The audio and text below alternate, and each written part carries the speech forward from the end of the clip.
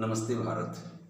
प्रिय बच्चों, आदरणीय अभिभावकगण, आज का यह वीडियो सबको देखना चाहिए क्योंकि आज इस वीडियो में हमने एक ऐसे विषय को सामने रखने की कोशिश की है जो सबके लिए अति आवश्यक है। एक महत्वपूर्ण प्रश्न हमारे सामने उठ खड़ा हो रहा है कि आज के बच्चों में बेहतर करने की प्रवृत्ति क्यों कम हुई है।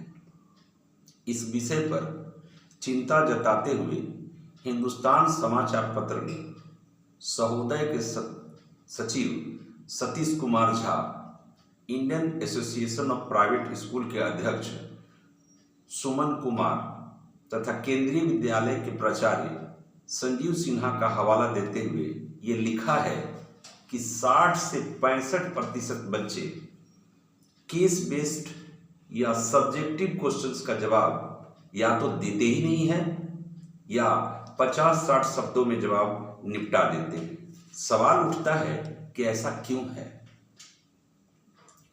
तो इस विषय पर अभिभावकगण प्रायः यह कहते हुए पाए गए हैं कि स्कूलों में शिक्षण का स्तर ठीक नहीं है।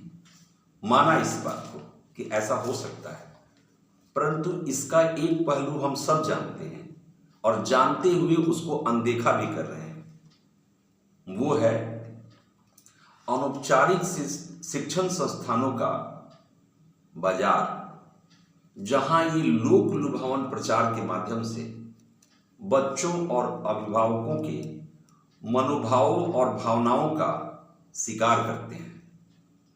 ट्रिक, शॉर्टकट, बेहतर रिजल्ट का सपना दिखाकर ऐसे संस्थान हमारे बच्चों को पारंपरिक पढ़ाइयों से वंचित कर देते हैं, जिससे बच्चे स्वाध्याय के बजाय इनके झांसे का शिकार हो रहे हैं। मैंने अपने पटना के कोचिंग सेंटर में, जो पटेल नगर में संचालित है, वहां की एक छोटी सी कहानी मैं आपको बताना चाहता हूं। मेरा एक 10वीं वर्ग का विद्यार्थी था। मैं प्रायः हर सप्ताह में 20-20 नंबर का टेस्ट लिया करता था। कभी भी ऐसा नहीं हुआ कि उस बच्चे का टेस्ट में कभी 12, 14, 15 से अच्छा नंबर आया हो, यानी कि एक मध्यम वर्गीय वो विद्यार्थी था। मेरे ही कोचिंग में कुछ उच्च शिक्षा देने वाले, जो कि जेईई, नीट का एग्जाम दिलवाते हैं या उनकी तैयारी कराते हैं, मैं उस संस्थान का नाम नहीं लेना चाहूँगा, वो लोग मेरे यहाँ अप्रोच करते थे, आपके यहाँ इतने विद्यार्थी हैं, आप हमारे यहाँ बच्चों को टेस्ट दिलवाइए। हम किसी को प्रेफर नहीं करते थे, लेकिन उसमें कुछ ऐसे लोग नज़दीकी भी हमारे पास पहुँचे कि सर इसमें क्या दिक्कत है, आप हमको बच्चे क्यों नहीं प्रेफर करते हैं, हम फॉर्म भराएंगे, इनको स्कॉलरशिप मिलेगा। हमने किसी को प्रेफर नहीं किया, लेकिन हमारे कुछ बच्चे जो थे, जिसमें कि ये भी बच्चा था जिसका हमेशा रिजल्ट मेरे टेस्ट में अच्छा नहीं रहता था, हम उसको ये मान बैठे थे कि ये मध्यम है, बहुत अच्छा नहीं है। तो उसने बाहर निकल करके उन लोगों से मुलाकात की और उनका एक फॉर्म ले लिया। उसके साथ कुछ और भी 2, 4, 5, 10 बच्चे थे, उन लोगों ने भी फॉर्म ले लिया। उन लोगों ने उस कोचिंग संस्था का फॉर्म भर दिया। बाद में मुझे पता चला कि इन लोगों ने फॉर्म भर दिया है। चलिए ठीक है, भर दिया। बच्चों की अपनी जो स्वतंत्रता है, हम उसके ऊपर क्यों रोक लगाएं। हमको ये भी लगा कि शायद कुछ अच्छा बेहतर हो जाए, वो लोग कुछ अच्छा कर पाए। लेकिन सबसे आश्चर्यजनक बात ये रहा कि ये रविवार का दिन था, इन लोगों का एक टेस्ट उस कोचिंग संस्था ने कंडक्ट कराया था, जिसमें शायद अच्छा मार्क्स आने पर इन लोगों को स्कॉलरशिप मिलता। तो जो बच्चा मेरे यहाँ मध्यम था, उस बच्चे का वहाँ पर फर्स्ट क्लास रिजल्ट आया, 90% से भी ज़्यादा। उसको 80% तक ये लोग स्कॉलरशिप भी देने के लिए तैयार हो गए, जो मेरे हलक से नीचे नहीं उतर रहा था। समझ में नहीं आ रहा था क्या है। वहाँ गया, बच्चा जाकर के वहाँ एडमिशन भी ले लिया। उसके पेरेंट्स भी मेरे पास आए थे।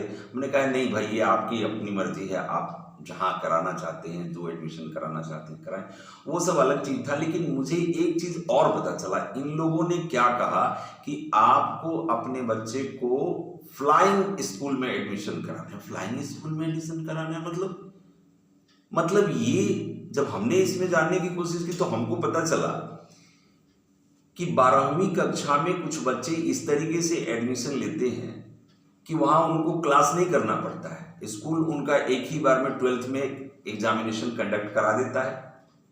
तो बोले बाकी की पढ़ाई कैसे होगी भाई? तो ये कोचिंग संस्थान करवाएगा। ठीक है भाई, आपको जैसा अच्छा लग रहा है करें, क्योंकि किसी की सोच के ऊपर हावी होना भी एक तरीके की हिंसा है। हम नहीं वहां रोक सकते थे और हम भी ये देखना चाहते थे कि आखिर हो क्या रहा है। हमने देखा, पाया इस चीज को कि जब वो 12th का उसने एग्जामिनेशन दिया, वो बच्चा कोचिंग करता रहा, 12th के एग्जामिनेशन में वो बच्चा फेल हो गया। क्यों फेल हो गया?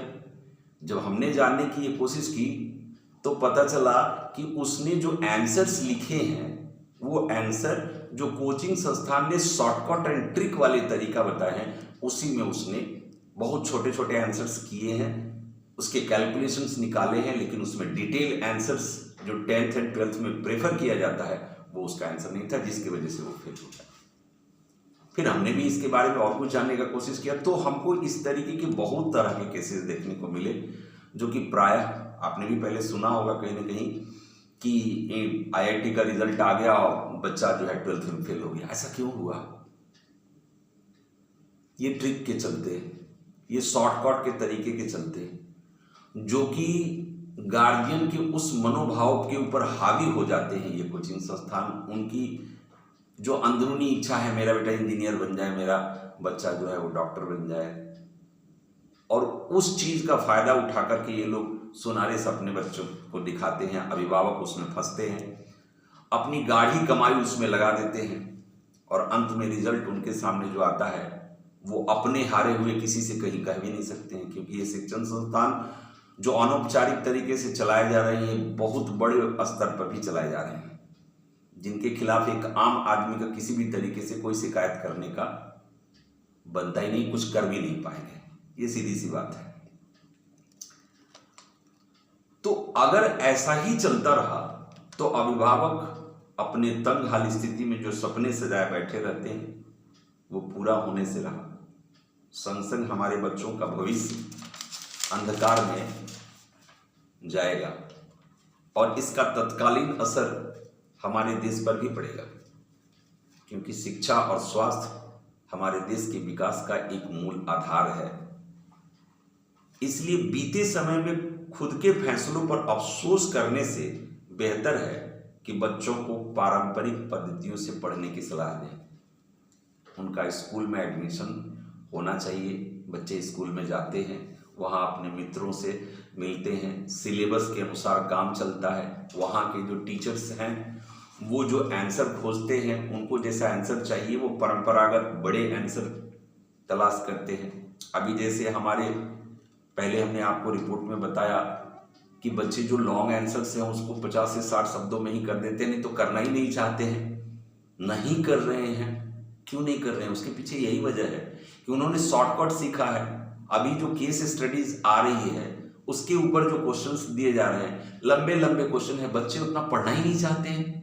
उनको तो ट्रिक की आदत पड़ी हुई है, जितना जल्दी से ट्रिक पता चल जाए। क्वेश्चंस हम लोगों के समय में ऐसा हुआ करते थे, क्वेश्चन सामने मिले, पहले अपने क्वेश्चंस को हम लोगों ने पढ़ा, प्रयास अपने से किया, कुछ किताबों में इधर उधर एग्जाम्पल उदाहरण वगैरह देखे, उसके बाद उसमें देखा, नहीं सफलता मिलती थी तो हम लोग टीचर से भी अप्रोच करते थे, सर ये हमको नहीं समझ में आया। लेकिन अभी ऐसा कुछ नहीं है, तुरंत होता है। बच्चे कहीं कोई सवाल नहीं मिला, तुरंत उसको गूगल पर डाले, पढ़ने की कोई बात ही नहीं है, और उधर से उसका आंसर आ गया, आंसर इन लोगों ने लिख लिया, कोई प्रयास अपनी तरफ से नहीं है। तो सबसे पहला काम इन सभी चीज से यदि बचना है तो बच्चों में स्वाध्याय की आदत पड़नी चाहिए। यदि ऐसा होगा तभी जाकर के इन लोक लुभावन झांसों में आने से पहले अपनी मेहनत की गाढ़ी कमाई और बच्चे के भविष्य और देश के शैक्षणिक स्तर की गिरावट के बारे में एक बार हमें जरूर सोचना चाहिए। तभी जाकर के हमें कोई फैसला करना चाहिए। मेरा आज का यही एक विषय था जो कि रियल में हमारे देश के शिक्षा स्तर को निम्न स्तर पर लेता चला जा रहा है। तो हम सबको मिलकर के इसके लिए एक प्रयास करना चाहिए, क्योंकि आप, हम, कोई भी गार्जियन, कोई भी अभिभावक अपने साथ जो हो वो हो, लेकिन अपने बच्चों के साथ किसी तरीके का खिलवाड़ होने देना नहीं चाहेगा। इसलिए हमने ये सोचा, हम भी अपने संस्थान में पढ़ाते हैं, ये देखते हैं इस चीज़ को कि बच्चे पता नहीं क्यों आप प्रयास करते हैं, उनको पारंपरिक तरीके से बताते हैं, लेकिन हम बीच में बता रहे हैं कि इस तरीके का, तब तक वो एक अलग से निकालता है, सर गूगल पे तो ऐसे बताया है, वहाँ पे हमने एक यूट्यूब पे देखा, वहाँ एक टीचर पढ़ा रहे तो वो तो ऐसे बताए हैं, जबकि वो शॉर्टकट ज़्यादा ढूंढने लगे। तो बच्चे को यदि आप गलत रास्ते पर ले जा रहे हैं, उनको पूरा ऐसा बाजार ही फैला हुआ है, तो वो मेहनत नहीं करना चाहेगा।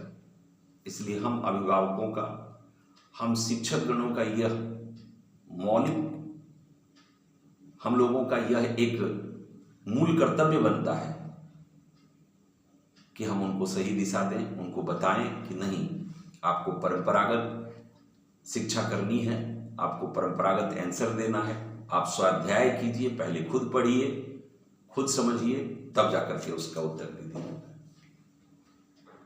मिलते हैं अगले वीडियो में, तब तक के लिए जय हिंद, जय भारत।